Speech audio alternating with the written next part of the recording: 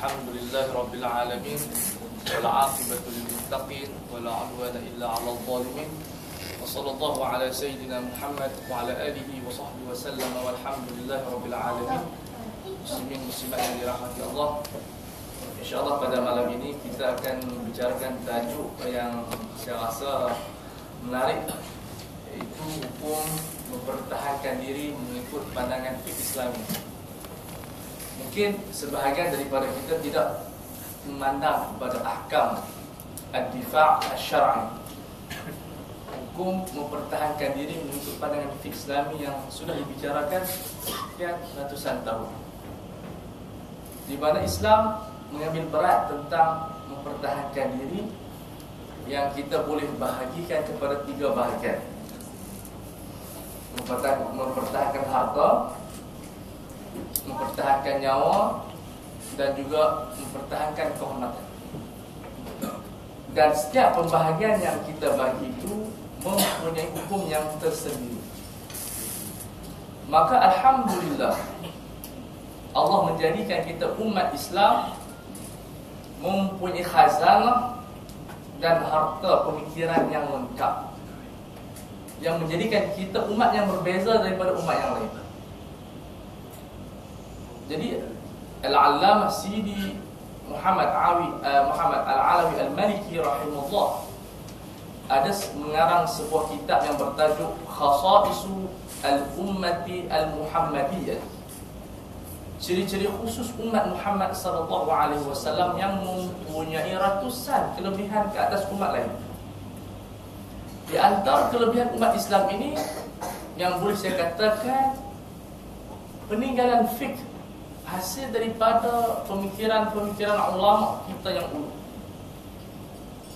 yang mana mereka berfikir untuk kita, yang bekerja keras untuk kita, menyediakan fiqh sebagai satu dawabit disiplin hidup kehidupan yang membicarakan tentang halal haram, yang merupakan jalan kepada Allah Subhanahu wa taala.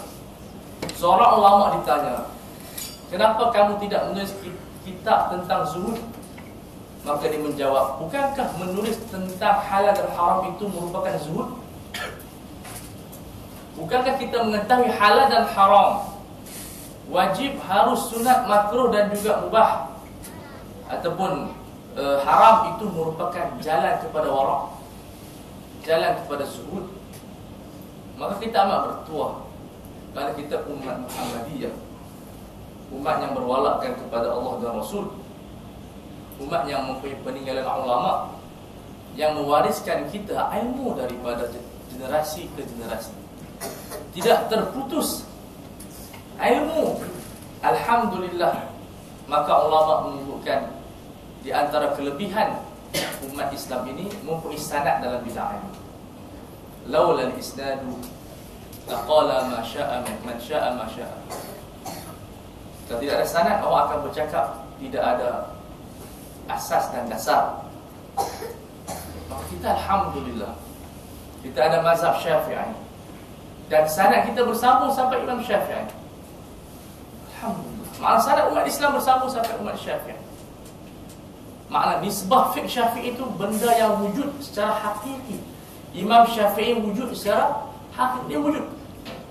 Maqamnya wujud, fiqhnya wujud, pemikirannya wujud. Adapun kalau pemikiran yang mungkin datang daripada unsur-unsur yang kita tidak tahu sanad. Hatta Bible tidak ada sanad. Nisbah Bible itu kepada Nabi Isa AS tidak kita tahu. Mazhab Syafi'i yang sanad, yang kalau mungkin di zaman ini Syekh Ali Jumu'ah, Syekh di Yaman, ulama-ulama di Yaman, bersambung sanad mereka daripada Syekh Yasin Al-Fadani, mungkin daripada Syekh Ismail Zain, bersambung sampai kepada Sayyidina Al-Imam Syafi'i rahimahullah. Dan sanad fiqh Syafi'i ini bersambung kepada siapa? Bersambung kepada Imam Malik rahimahullah. Dan Imam Malik ini mengaji dengan siapa? Mengaji dengan Nafi'. Nafi' belajar dengan siapa? Belajar dengan Ibnu Umar. Ibnu Umar belajar dengan siapa? Sayyidina Rasulullah sallallahu alaihi wasallam. Sayyidina Rasulullah belajar dengan siapa? Dengan Jibril alaihi salam. dan Jibril membawa daripada Allah Subhanahu wa taala. Ini kelebihan ummah. Fiqh ini ada silsilah. Bukan tiba-tiba datang. Tiba-tiba orang kata bid'ah. Ajib. Ini mazhab Syafi'i. Begitu dengan mazhab Hanafi, yang sanad mereka sampai kepada Abdullah bin Mas'ud atau Ali bin Abi Thalib, sampai kepada Rasulullah SAW. Begitu Imam Malik dan Ahmad, kesemuanya daripada Ibnu Umar radhiyallahu taala anhu. Mana fiqh kita ini bukan satu benda yang waham, bukan benda yang andaian. Wujudannya adalah hakikat. Tidak ada kebatilan di sana. Jadi kita mengucapkan syukur kepada Allah Subhanahu wa taala kerana kita mampu masih membicarakan tentang fiqh salafun salih. Alhamdulillah, ini satu nikmat yang cukup besar. Jadi mereka yang anti kepada fiqh dan yang membuat fiqh, mereka adalah golongan-golongan yang telah ditutup pintu oleh Allah Subhanahu wa taala. Jadi kita pada hari ini kita akan bincang tentang tajuk hukum mempertahankan diri. Apa pandangan Islam, mauqif Islam terhadap kita apabila kita akan dirogol. Kemudian back tangan akan sudah ada rompak. Ibarat, letakkan ibarat yang paling sesuai.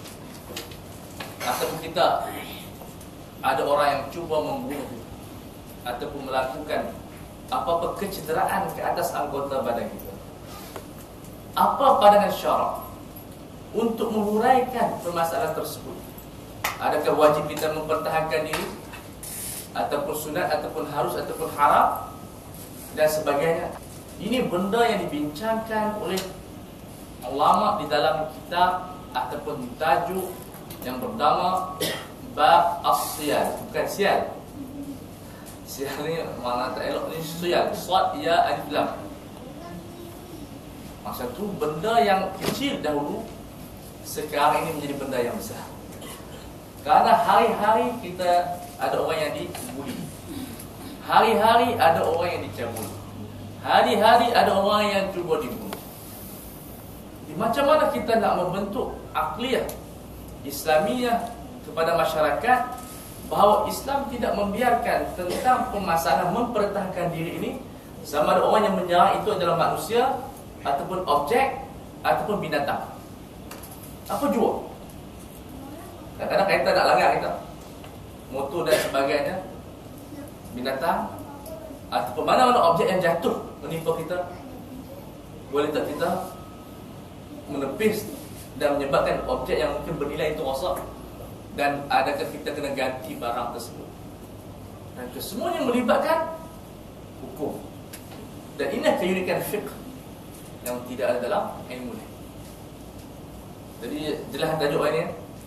Jadi kita melihat, kita ambil tu tajuk yang mula-mula berkenaan dengan hukum mempertahankan diri apabila diserang yang melibatkan nyawa. Hukum mempertahankan nyawa. Maka kita melihat di sana ada dua pendapat daripada ulama ataupun dua aliran apabila membicarakan tentang masalah seorang itu diserang dalam bentuk ada orang yang ingin membunuhnya ataupun binatang, gajah mengamuk. Sekarang kan bawa hari mati kepala seorang tua tu jumpa dah mati dah buat jalan. Ataupun lembu gila mengamuk, dan lembu itu milik seseorang. Kalau harimau mengamuk, kalau kita bunuh harimau tu, kerajaan tangkap kita lah, binatang terpelihara. Jadi apa sekarang ni kedudukan mauqif kita sebagai seorang Muslim untuk mempertahankan nyawa kita? Kita bicara dahulu tentang masalah orang Islam ingin membunuh kita. Maka kita menyebut pendapat pertama daripada ulama Syafi'iyah, menyatakan bahawa disunatkan kita membiar diri kita dibunuh. Disunatkan kita dibunuh sebab dia pun orang Islam, kita pun orang Islam. Kalau kita bunuh dia, orang Islam mati. Kalau kita mati pun orang Islam mati. Maka kita melihat mauqif pendirian ulama Syafi'iyah dan sealiran dengan mereka menyatakan bahawa kalau pencuri ataupun mana-mana orang datang nak membunuh kita, kita serahkan, biar saja. Seperti mana pendirian Uthman ibn Affan radhiyallahu taala anhu, ketika mana pemberontak menyerang dia menyebut, siapa yang tidak mempertahankan aku bebaskan daripada hamba. Maka dia dibunuh. Karena kalau semua pertahankan dia, apa ramai nyawa yang terbunuh. Kemungkinan kalau kita berlawan, dua-dua mati, dua insan meninggal dunia. Mauqif ini mauqif yang disebut dalam hadis, kun ibn al-Adam al-Maqtul, jadilah anak Adam yang dibunuh. Ini menunjukkan sikap Islam terhadap nyawa. Karena al-insan bunyanullah mal'un man hadamah. Insan ini adalah merupakan binaan Allah, dan terlaknat mereka yang ingin meruntuhkan binaan Allah Subhanahu wa taala. Dalam hadis yang dhaif, Rasulullah menghadap Kaabah. Lalu Rasulullah menyatakan, kamu ini makhluk yang mulia, tetapi la hurmatul mu'min a'zamu 'inda Allah. Nilai orang mukmin lebih besar daripada kamu, daripada Kaabah. Orang tawaf Kaabah, tapi dengan insan tidak ada nilai. Kita boleh tampar orang, boleh pukul orang tanpa ada sebab syar'i. Setiap anggota badan kita tidak boleh sentuh. Kullul muslimi 'ala muslim haramun damu wa maluhu wa 'irduh. Setiap insan ini nyawanya, hartanya, darahnya, kehormatannya haram disentuh. Tidak boleh diganggu. Dan harta ini melibatkan jawatan. Ini yang kita akan bincang nanti, hukum mempertahankan jawatan Allah. Ini satu benda yang jarang orang bincang. Kita bekerja di syarikat, tiba-tiba dibuang tanpa sebab. Ataupun di kerajaan, barulah kita tengok ada cikgu dibuang daripada saya pun saya tak tahu lah, saya tengok Facebook kalau betul lah. Kalau tak betul, lupakan cerita tersebut. Dan berapa ramai orang yang dibuang kerja tanpa sebab. Bagaimana pandangan? Ini termasuk dalam bab hukum mempertahankan pekerjaan, termasuk dalam hukum mempertahankan harta. Sebab ulama menjadikan kerja itu sebagai harta. Ini luasan fiqh Islami. Jadi kita melihat nyawa walaupun bernilai, kalau Islam nak bunuh kita biasa saja, sunat. Tetapi kalau kita mempertahankan, tidak ada masalah. Bahkan kalau dia mati, huwa finnar. Kalau kita mati, man qutila duna ahlihi wa malihi fa huwa syahid. Siapa yang dibunuh kerana harta dan keluarganya, dia syahid. Syahid ini dipanggil syahidul akhirah. Syahid ada berapa bahagian? Ada 3 bahagian. Syahid di kiamat maknanya dia mandi sembahyang semua kapan, cuma nanti hari kiamat dia bangkit ada kelebihan. Yang enaknya kalau orang mati berzina, kalau orang berzina mengandung mati beranak pun syahid. Allah. Sampai macam tu Islam memperluaskan syahid. Wanita yang mengandung anak dua nikah, dia mati beranak, insya-Allah dimasukkan dalam syurga. Fiqh rahmah, fiqh rahmah. Jadi kita tengok di sini orang yang mati dibunuh mendapat pahala syahid. Kemudian ada syahid yang dipanggil syahid ma'rakah. Seperti Palestina, tak dimandikan, tak dicapai, tak disedapkan. Bukan begitu tanam, tak disembahyangkan. Ya, mati dia. Syria. Syria sekali. Tapi mereka mengikut mazhab Hanafi sembahyang. Sembahyang. Jumhur ulama tidak sembahyang dan tidak dicapai. Hanafi ada sabit hadis Sahih Muslim yang menyebutkan da'a Rasulullah sallallahu alaihi wasallam ahli Uhud. Nabi sembahyang ke atas jenazah orang yang mati, sahabat-sahabat yang meninggal ketika peperangan Uhud. Tapi Syafi'i yang mentakwilkan da'a solat itu dengan doa. Dimuraikan dalam hadis sebut shalla Rasulullah. Ada larangan tidak sembahyang ke atas syahid. Jadi macam mana Syafi'i yang menguraikan hadis yang sahih dengan mentakwil solat itu dengan doa. Mana Nabi pergi berdoa bukan sembahyang ke atas jenazah. Tapi pendapat yang banyak adalah pendapat jumhur. Tapi yang diamalkan dengan di Mesir pendapat Hanafi. Tak apa. Kesemuanya khair. Al-mazahib kulluha ila jannah. Semua mazhab masuk syurga insya-Allah. Yang tak masuk syurga ni tak tahu. Tak ada mazhab pun masuk syurga lah, kita tak mahu tahu. Itu syurga berkerja kita.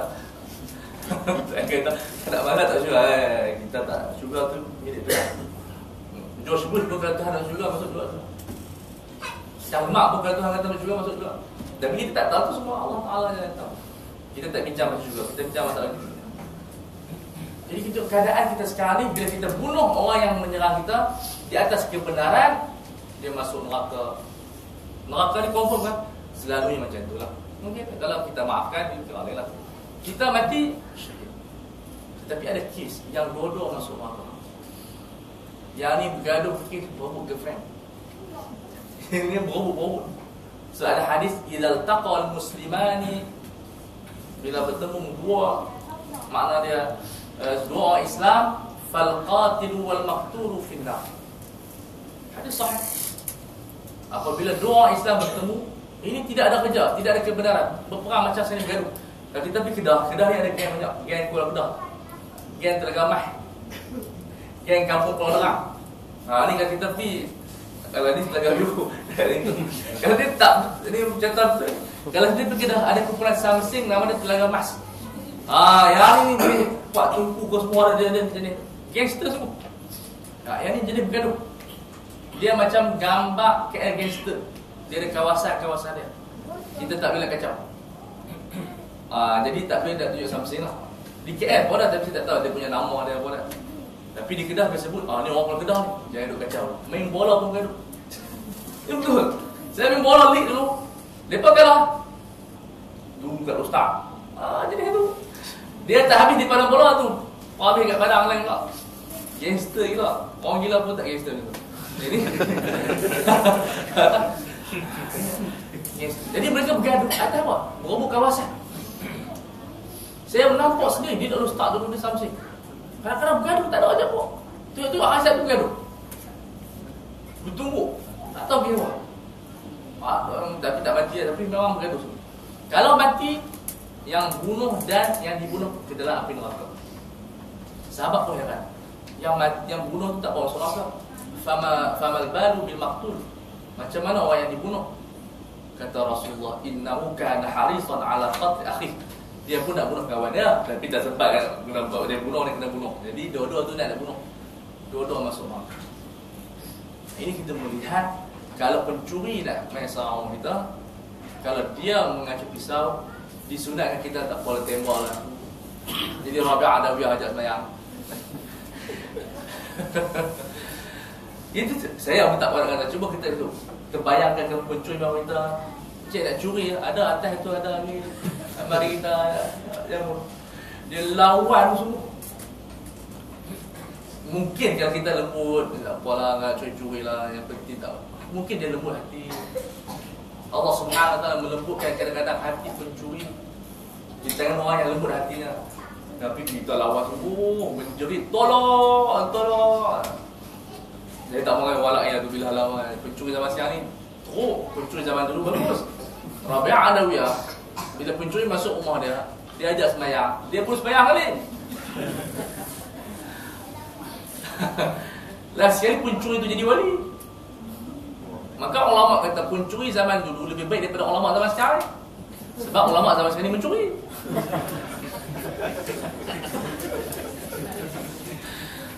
Yang itu betul. Dia curi cara lain lah. Dia mengampu kerajaan, mengampu orang. Kita melihat zaman dahulu, zaman lain. Zaman sekarang ni subhanallah, ajaib. Zaman dulu pencuri semayang lah, orang tak mencuri pun tak semayang. Zaman dia bukan zaman warak. Zaman sekarang ni ulama kata bukan zaman warak, bukan zaman zuhud, bukan zaman wali, zaman orang biasa. Mungkin ada 2-3 orang wali, itu 2-3 orang, tapi zaman bukan zaman wali. Dulu zaman dia paling putih, semua hitam sikit. Sebab itu kita tidak membaca keramat sahabat. Sahabat tak ada keramat. Malah yang main terbang, yang mereka semua orang soleh-soleh betul. Sikit saja yang ada keramat, seperti Umar, Ibrahim Husain, sedikit. Tetapi tidak ada buku yang mengumpulkan keramat sahabat. Yang banyak keramat di zaman-zaman yang teruk. Tambah di zaman kita Hari ini kita warak, esok warak. Hari ini sembang masjid, esok sembang duit. Jadi zaman sekarang ni zaman dia panggil zaman adi. Malah bukan budaya kita seperti mana kita sebut dalam kitab usul fiqh, budaya penduduk ahli Madinah adalah dalil. Itu zaman dulu. Sekarang ni penduduk Madinah tak jadi dalil. Tidak kan. Jadi kita melihat zaman telah berubah. Ini menunjukkan bahawa zaman sekarang ni yang penting meninggalkan benda yang haram dan melakukan kewajiban. Itu sudah cukup, alhamdulillah. Dalam kes ini kita melihat, saya melihat kepada kes polis. Jadi polis dalam peringkat dia nak menyerang pencuri. Bila kita nak mempertahankan diri pencuri tembak ataupun dia tak serang yang ni, kita tak boleh tulis dengan pistol. Tapi kadang-kadang berlaku tak kata mati tu orang. Macam kes kadang-kadang. Jadi polis melibatkan dalam kes yang dipanggil mempertahankan diri. Sebab hukum mempertahankan nyawa, yang pertama, kalau boleh elak daripada bunuh, kita elak daripada bunuh.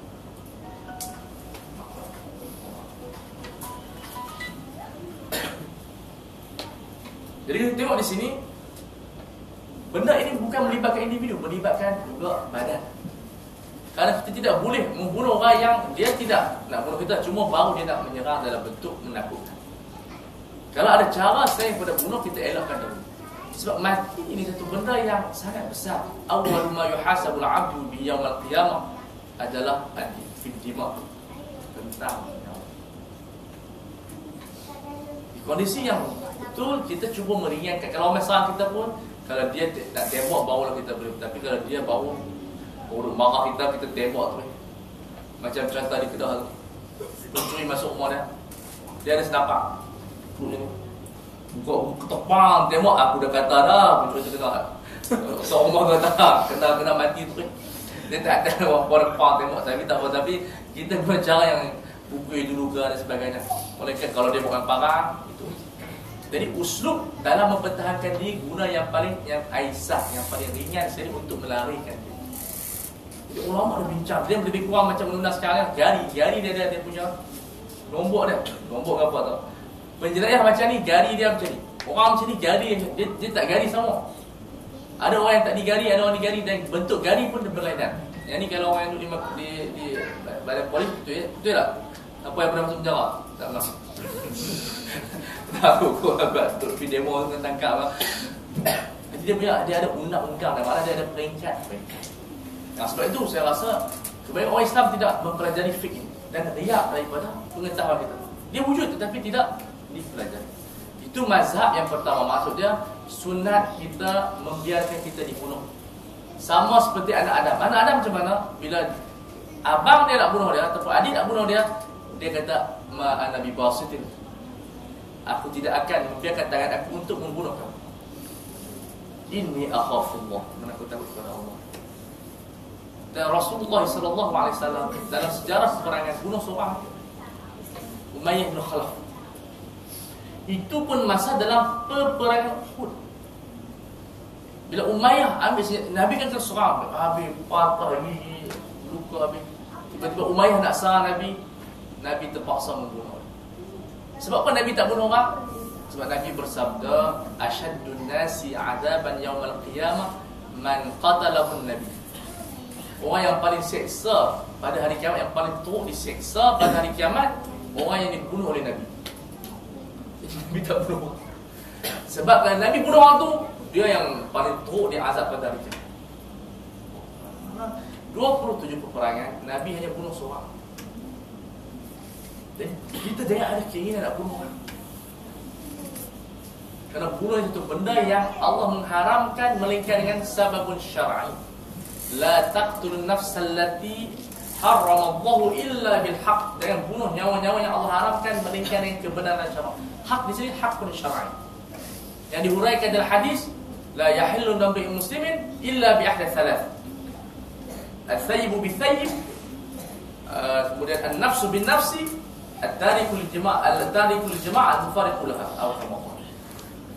Tidak halal dalam orang Islam melainkan dengan salah satu tiga perkara. Zina yang berkahwin, dia bunuh orang, kemudian orang yang murtad. Dan itu masih dibicarakan. Yang sepakat satu je, bunuh orang. Yang zina muhsan tidak sepakat di antara ulama. Yang murtad pun tidak sepakat di antara ulama. Tapi yang maknanya itu saja kalau kita nak bunuh, buat kita kerajaan nak bunuh 3 golongan saja. Adapun yang lain tidak boleh dibunuh. Karena bernilai sangat nyawa seorang Muslim. Jadi kita jelas kan?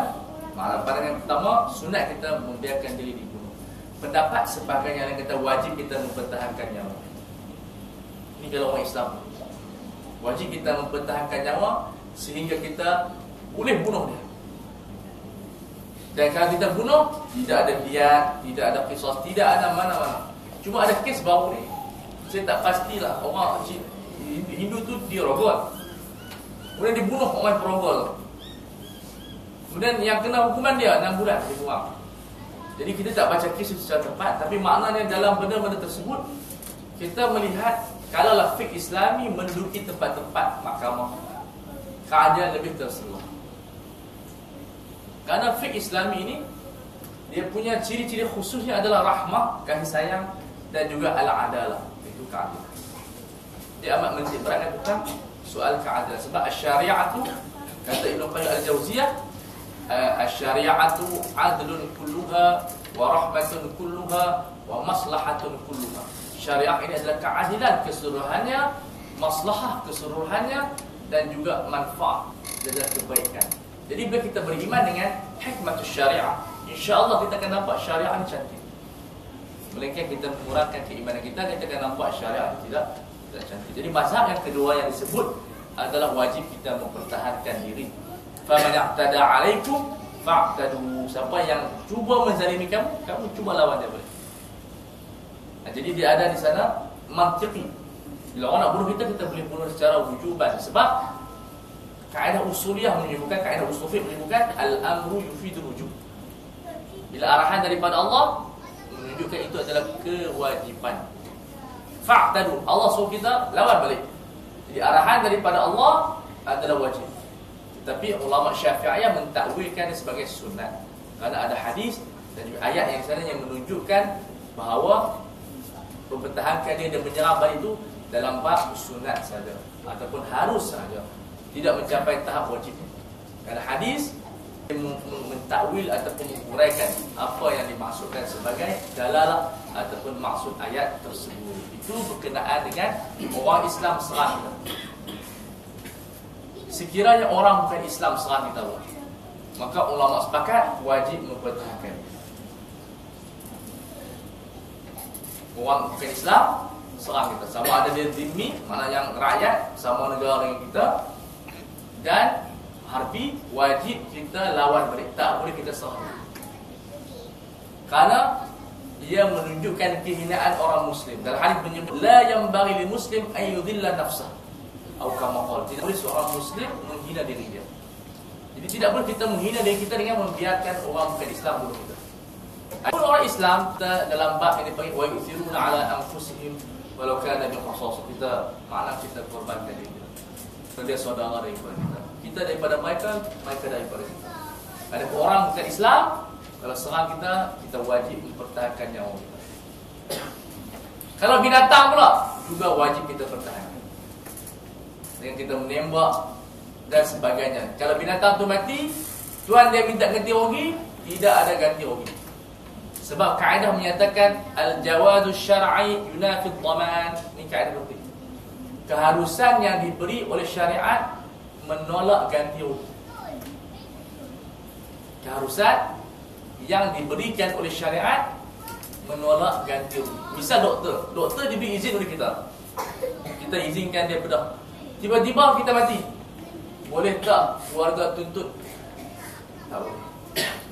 Karena kita mengharuskan dengan izin syarak untuk doktor merawat kita. Mereka yang cuai lah. Dia rawat seperti biasa, ikut prosedur. Kalau mati kita, kalau tak berjaya, kita tidak boleh tuntut orang. Kalau tuntut orang, mana doktor nak buat ajar tu? Hari-hari orang tuntut pada miskin, botak apa-apa. Jadi syariat tidak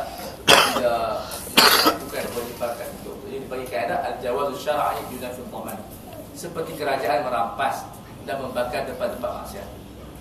Arak, bakar arak, boleh tak tokek arak tu minta ganti rugi? Tidak boleh. Kerana apa syariat yang mengizinkan.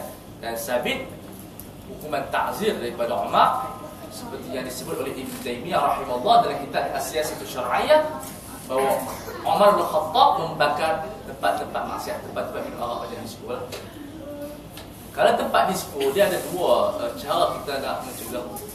Satu membakar, satu mengubahnya kepada tempat yang lebih baik. Dalam masa tu, ubahlah mahal buat tu disko. Elok. Saya masuk disko sekali. Bila? Tak terkencing. Diam.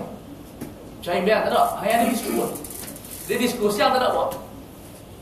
First time masuk, dia terbuka, berjalan. Masuk dia terkencing kan. Masuk tak ada pipe, lari pula. Oh no, itu bau. Siang tak ada apa. Tak tahu macam mana, jam tengah jalan kat Kuala Lumpur. Saya pun tak tahu ada disko tu ni. Kita baru masuk KL, orang Kedah main KL lepak dia. Tapi nak abang memang disko semua sebab dia punya bilik air tak ada pipe. Dia jenis tisu semua kan. Kita tak reti jenis tu. Jadi kita keluar boleh. Tapi nak abang masuk dia tempat macam tu cantik. Kita masuk tangga pun elok. Dia bukan buat jenis tangga kayu ban lompat. Meja ni pun elok. Jadi kita tak payah apa nama dia bakar, kita buat library ke, tempat anak yatim ke, memang dia buat elok. Bila tempat maksiat, semua elok belakang. Kos dia tinggi. Jadi kalau kita makna nak ubah tu, tak payah kita buat tempat bakar seperti mana sabit daripada Umar. Kita ubah buat benda-benda kebajikan.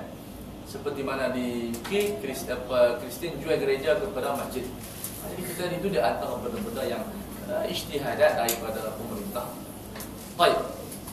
Itu berkenaan dengan binatang dan sebagainya. Berpindah pula kepada yang dipanggil hukum mempertahankannya harta. Hukum mempertahankannya harta juga ada dua aliran. Satu kata sunat, satu kata wajib. Sama dalil sama, dan Syafi'i kata begitu. Jadi apa kesan dia kalau makcik-makcik yang mana perompak duk rambut beg tu, ya bila ya, kalau bagusnya lah, dekah lah. Mungkin dia tak boleh dekat ke, contoh bau kan. Ataupun lupa nak beri orang miskin makan. Tapi kadang tertarik sebab apa? Saya fikir, yalah kalau dia ada anak, daripada dia pertahankan gelang dia tu, baik dia sedekah ataupun dia tak halal, tak apa, dia ambil. Anak kita ramai yang kita mati, anak kita dah menangis. Dia lawan pencuri, asal kita kalau lah. Pencuri tu main dalam keadaan yang kuat. Kalau dia tak kuat, dia tak curi. Pencuri, kalau dia main tu mesti kuat. Kalau dia lemah, dia main, dia teriak macam contoh apa, dalam bau ni, dia teriak tu apa, dia akan tangkap. Menangis dalam selun kan. Nak kena tangkap, polis masalah dia tanya pula. Kalau dia masuk penjara bertahun, dia teriak dalam tu. Itu memang pencuri paling bodoh. Ada pencuri dalam keadaan macam tu, pondan. Dia kalau pencuri cukup, mati syahid lah. Dia boleh teriak dalam tu. Celau pencuri ni, mana tak expert lagi. Dia pencuri betul-betul ni, sanggup mati. Dia macam cat gangster, pergi tu yang berjuang, mati-mati. Itu baru pencuri semua ni, dia teriak kat polis tu. Dah apa borak dia. Jadi tengok di situ, kalau kita ada harta, kalau pencuri ambil, lebih baik kita bagi. Kita tak halal apa, tapi jangan kita lawan. Sebab bila lawan kesan dia banyak, kita cedera, confirm kita tak menang. Orang perempuan pula, lelaki tu bergagal lah, silap gayung. Orang perempuan dah apa. Topik dalam topik ni tak jadi. Dalam keadaan seperti itu, kita tengok kesan dia cukup. Tapi alhamdulillah kalau kita tak apalah, secara duit pun tak ada lah sampai 10,000 jalan tu kan. Sampai 200 tu insyaAllah Allah ganti balik. Daripada kita membiarkan nyawa kita, itu betul dia Allah kata sunat sahaja. Melainkan kalau yang pencuri itu ada orang kafir. Itu dia. Kalau orang Islam dia boleh apa? Sebab banyak yang mencuri sekarang ni, kadang-kadang anak tak ada makanan di rumah. Sebetulnya kadang mencuri harta. Sebab bukan dia nak curi, tapi harta yang dia patut dapat dia tak dapat. Sebab kes dalam kes jenayah ni kadang-kadang bukan semua salah pencuri secara betul-betul. Salah masyarakat yang tak bagi zakat, yang tak membantu orang miskin. Sebetulnya ada satu kes di zaman Sayyidina Umar. Seorang hamba, seorang pekerja curi harta. Lalu pencuri itu dibawa kepada Sayyidina Umar. Sayyidina Umar tanya, pasal apa kamu curi? Dia kata bos dia bayar gaji rendah. Bos dia bayar gaji rendah. Dia kata panggil bos dia. Panggil. Dia kata kalau sekali lagi dia ni curi, aku potong tangan. Bukan potong tangan tu, potong tangan buah dia bagi timur kan. Cuba tengok. Lah ujungnya dia potong tangan orang atas. Sebab kita melihat dia menjadi punca. Sebab itu dalam kondisi nanti dapat mencapai hudud ni bukan maknanya melihat kepada kes saja, melihat kepada suasana kes. Pasal apa dia mencuri?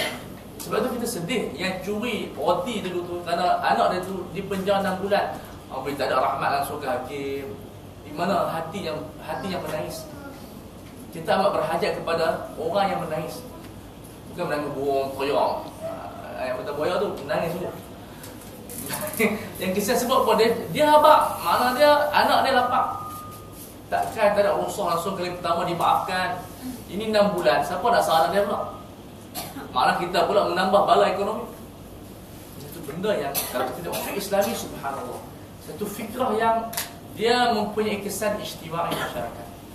Kesan sunat mana kita biarkan nyawa kita terselamat. Jadi kita tak apa bersifat harta boleh dicari.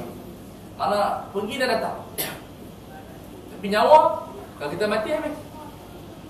Bayangkan kita merupakan orang yang paling penting dalam keluarga kita. Kemudian mati begitu saja. Mati dia perkara yang pencuri. Walaupun mati syahid, tetapi kita merasakan lebih baik kita, kalau kita ada wang, tak apalah, kita cari duit dengan 300 insyaAllah, kita buat derma, pergi masjid. Ini mudah. Pergi masjid, kata apa nama dia, wang yang dicuri. Saya rasa setengah masjid tu dia ada surat dan sebagainya, dia ikuti derma dapat banyak daripada hak yang dicuri tu. Betul tak? Tapi masjid yang murah lah. Kalau yang ikut dia bagi RM5, ada RM2, dia dapat. Itu pun banyak juga lah. Tapi cara kita nampak itu cara yang paling bagus. Sebab tu dia acara rawatan ekonomi, kita nampak masjid boleh menyelesaikan masalah orang miskin. Daripada dia mencuri, dia berhutang dan sebagainya, kalau dia ada maklumat yang sahih, sebab hari Jumaat memang orang demam. Kalau dia pergi masjid, daripada dia mencuri, baik dia pergi minta demam kat masjid. Dan masjid jangan kena ikut lah. Yang heran dan masjid ni kena ikut, bukan duit dia pun. Duit tak payah buat apa, tak tabung. Itu pun kira lebih daripada korun. Yang ni saya rasa saya kata itu kena ban. Dia betul. Dan masjid pasal pun kena ikut. Sebab apa? Kalau orang kena ikut, tak apa, dia bekerja dapat duit, mak dia kena ikut. Ini dia tak apa tu. Atau tabung pun orang bagi duit. Tiba-tiba dia genggam duit tu macam soalan duit tu dia punya. Jadi kita melihat masjid kan, kita boleh buat tulisan di antara tempat menyelesaikan ekonomi. Sebab kalau kita tengok hari Jumaat saja kita buka tabung sampai 20,000. Jadi 20,000 ni nak bagi siapa? Dekat imam ke nak bagi kepada masyarakat balik? Ini di antara benda apabila kehilangan yang dipanggil al-wa'yu, kefahaman terhadap peranan masjid. Banyak yang kita perlu untuk menyelamatkan kes-kes daripada harta sedemikian. Itu pendapat yang kedua. Pendapat Syafi'iyah sunat. Pendapat yang kedua, aliran yang mengatakan wajib kita mempertahankan harta. Dan kesannya sama. Jadi mana kita boleh buat calculation di sini, nyawa dengan harta terdapat dua aliran. Satu mewajibkan, satu mensunatkan. Mana mensunatkan kita membiarkan. Mana sunat kita tak serang, sunat kita malah menyerahkan harta, malah kita tidak mempertahankan harta kita. Satu pendapat wajib kita mempertahankan itu. Di sini kita melihat bila dalam rumah pun diserang, kita ada fiqh. Subhanallah. Mana fiqh melatih kita setiap apa yang berlaku ada fiqh. Ada fiqh dia. Sehingga kan kalau lembu serang kita pun kita fikir. Saya terfikir. Kalau kita tumbuk dia mati atau tembak dia mati, nak kena denda lah. Nak kena kita banyak macam orang dia. Sampai peringkat sampai begitu. Mungkin kereta dia dah anak kita terpaksa tembak dah, tembak tayar dah. Adakah ketika tembak tayar kereta tu misal dah keluar ni, kita kena ganti tayar kereta tu. Semua benda yang berlaku kepada kita, jawapan syar'i ada. Alhamdulillah. Ini saya katakan umat kita patut bersyukur di atas hukum ini. Kerana dia tidak ada kontrol bila kita ada hukum, ada fiqh, maka di sana tidak ada lagi di sana pertengkaran. Kita beriman dengan hukum Allah. Dalam Quran menyebutkan, Allah berfirman, tidak dikatakan kamu beriman hatta yuhaqimuna fima syajara bainahum. Sehingga kamu menjadikan Rasul sebagai hakim. Hatta yuhaqimuka fima syajara bainahum. Wala yajidu fi anfusihim harajan mimma qadaita wa yusallimu taslima. Jadi bila ada hukum Rasulullah SAW, kita sebagai umat Islam menerima apa yang diputuskan oleh Allah. Fala yu'minuna hatta yuhaqqimuka fima shajara bainahum. Kita iman kita tidak sempurna mereka kita berhukum kepada hukum Allah Subhanahu wa ta'ala dalam perkara yang kita tak suka ataupun kita suka. Kadang-kadang kes tu kita tahu nak masuk mahkamah bukan benda yang kita suka, tetapi keadilan lebih mengatasi. Prinsip kita keadilan mengatasi segala-galanya. Jika kita orang yang adil, hatta kepada musuh kita surrender. Kerana keadilan ini bukan setakat melibatkan adik-beradik. Keadilan ada dua bahagian dalam Islam. Satu, keadilan kepada sahabat, maksudnya orang ahbab, kemudian kepada musuh. Wala yajrimannakum syana'anu qaumin ala alla ta'dilu i'dilu wa aqrabu littaqwa. Jangan disebabkan kemurkaan kamu kepada satu kaum, kamu berlaku zalim kepada mereka. Jangan, kerana zalim itu benda yang diharamkan oleh Allah. Inni haramtu dhulma ala nafsi fala tadhal wa ja'altu bainakum muharraman fala tadhal. Aku mengharamkan kezaliman ke atas diri aku dan kamu berlaku zalim di antara kamu. Mana Allah mengharamkan kezaliman ke atasnya, sedangkan kalau Allah nak zalim, itu benda yang tidak ada masalah. Wala yus'alu amma yaf'al wa hum yus'alun. Allah tidak boleh ditanya apa yang dia buat, sedangkan kita boleh ditanya. Tapi Allah mengharamkan kezaliman walau shibran, walaupun sejengkal. Kita walaupun kita bermusuh tetap berlaku adil. Dia panggil al-insaf terhadap orang. Kadang kita bila kita benci orang tersebut, dia ni bodoh lah, walaupun dia ni tidak, dia ni ada saja kenyataan statement yang tidak benar. Rasulullah SAW orang yang paling adil. Dia panggil asdaqu. Kataan yang paling bagus sekali kata apa? Maqalahu syair jahili. Nabi kata seorang syair yang kafir. Kataan yang paling bagus yang diucapkan oleh orang kafir. Mana Nabi tidak seorang penyair kafir yang mengucapkan kalimat ma khalallahu batil. Selain daripada Allah itu semuanya akan mati. Siapa yang ucap? Orang bukan Islam. Nabi kata apa? Nabi pelekehkan, Nabi iktiraf. Nabi mengiktiraf keadaan tersebut walaupun daripada orang kafir. Maknanya kita mesti mendidik diri kita supaya berlaku adil kepada semua orang, sama ada kepada kawan ataupun kepada lawan kita. Tapi sekarang di mana keadilan tidak ada. Kalau musuh kita tutup habis. Kalau kawan itu kita berkira. Tapi Islam alhamdulillah al-adalah. Sebab itu Islam dia punya sinonim dengan keadilan. Sama seperti mana Rabi'ah jika ditanya oleh tentara Parlimen Rom, dia menjawab apa? Kenapa kamu diutuskan? Kenapa kamu datang ke Rom? Jawab Parlimen Islam, ibta'athana Allah. Allah mengutuskan kami untuk apa? Linukhrijan nasa min ibadatil ibad ila ibadati rabbil ibad, ila wa min dhiqid dunya ila sa'atid dunya wal akhirah, wa min jawril adyan ila adlil Islam. Kami nak datang kepada manusia ini, nak memindahkan daripada kezaliman kepada keadilan Islam. Al-adalah adalah maksud daripada ciptaan Allah Subhanahu wa taala. Betul, kita kena berhukum dengan bil haq. Innallaha ya'murukum bil 'adli wal ihsan wa ita'idil qurba. Allah menghukum dengan keadilan. Dengan keadilan qamatis sama'. Dengan keadilan bumi dan langit berdiri. Tidak antara benda yang patut kita pelajari daripada benda-benda tersebut. Baik. Sekarang ni bab yang terakhir yang kita nampak agak pelik dan juga agak orang kata apa, begitu penting kita mengambil peran, iaitu hukum mempertahankan kehormatan diri. Di dalam masalah mempertahankan kehormatan diri termasuklah pencabulan, rogol dan diliwat. Ini Syiah. Syiah dia membolehkan liwat. Liwat isteri. Ini siapa kawan Syiah? Oh, boleh liwat. Sebab ini kefahaman Syiah begitu. Sebab itu kita melihat di Iran liwat tidak ada masalah untuk isteri. Ulama sepakat, semua mazhab daripada mazhab 4 kepada mazhab yang lain. Sebab kita berbicara mazhab yang dikumpulkan oleh Muhammad Amin ada lebih kurang 80 mazhab. Tapi guru saya mengisbatkan ada lebih kurang 500 mazhab Islam. Daripada zaman sahabat kepada zaman berlalunya mazhab Mutaakhir Zahiriyah dan sebagainya. Hampir 500 mazhab bersepakat bahawa kewajipan kita mempertahankan kehormatan. Tidak boleh kita serah sama sekali. Lawan kena lawan sampai mati. Tak boleh berpisah orang tengok abang. Kena lawan. Dan yang ni maklumat tambahan daripada pakar-pakar hidayah. Dia sebut bahawa kalau kita, bukan kita lah, perempuan kan kita tak siapa nak rogol kita ni. Nak rogol juga teruk lah kita pusing pak. Dan muka macam ni nak rogol, astagfirullahaladzim dengan janggut dah. Bukan kita lah, kalau kita tu ibarat kepada perempuan. Kadang-kadang ustaz pun tak nak rogol tak? Tak, kita tu bukan saya lah dia. Orang perempuan. Kalau orang perempuan nak dirogol, cara disebut buat benda-benda yang dia potong. Dia berak ke. Rogol saya rogol saya berak tak. Dia hari. Yang ni bukan saya kata, haknya pakar punya tu. Sebab dia mesti fed up. Ya Allah, busuk lah. Dia tak hilang pun. Yang ni bukan cerita benda yang betul makul. Ya, sebab dia berbuat program.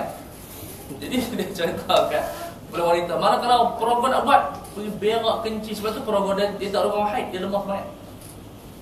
Mana dia ada tis lah. Kalau nak dia rogol, buat benda-benda pelik.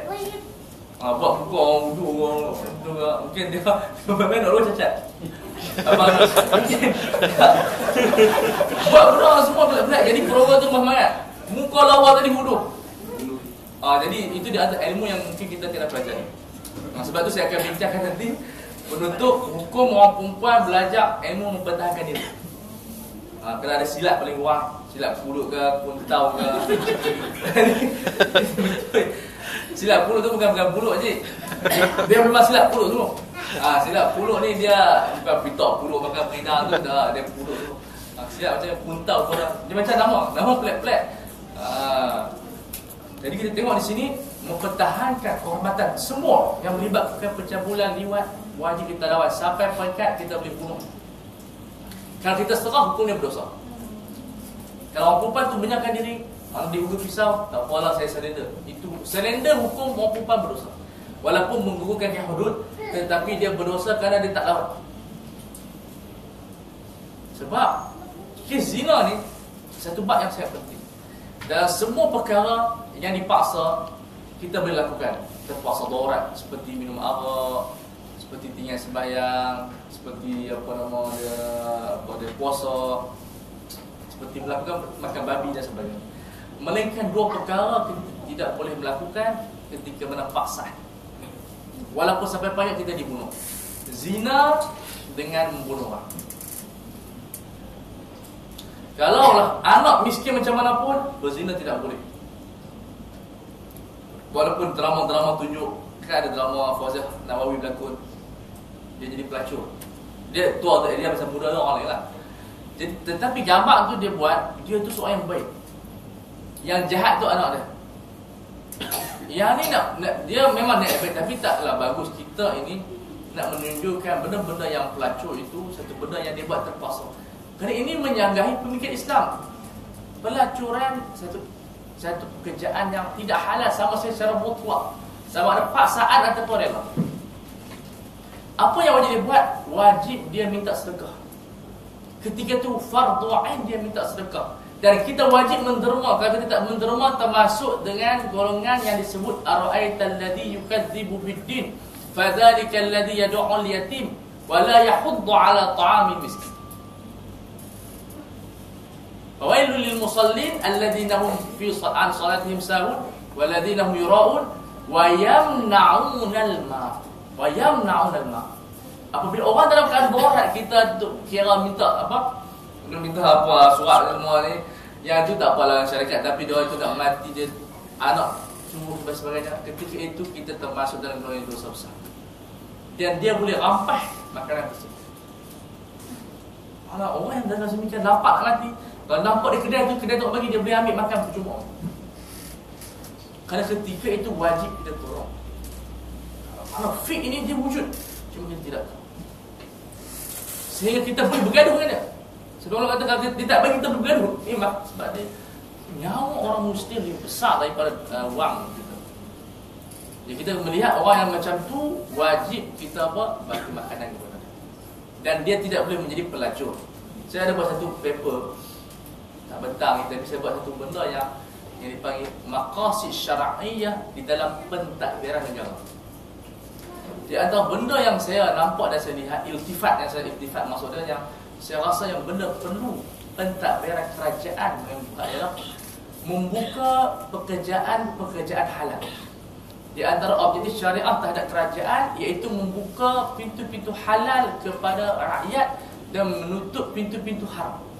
Dan ini dinyatakan oleh seorang ulama hadis, Ibnu Hajar Al-Qustulani, dalam Jauhar Al-Bukhari ataupun syarah dia menguraikan dalam satu hadis itu ayat matan dia, di mana kewajipan kerajaan mesti membuka pintu halal kepada rakyat. Ini di antara maqasid. Kalau kerajaan tak mampu buat, berpindah kepada jamaah, maksudnya masyarakat. Bukan kita kata tak apalah, darurat pergi jadi pelacur, tidak. Jadi GRO. Berapa ramai orang jadi GRO kerana darurat. Atas darurat takkan darurat belajar ke, darurat itu nama mereka. Nak buat macam mana kalau jadi GRO.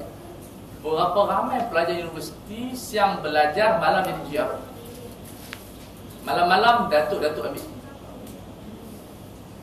Siang pakai tudung, ayu malam macam ni.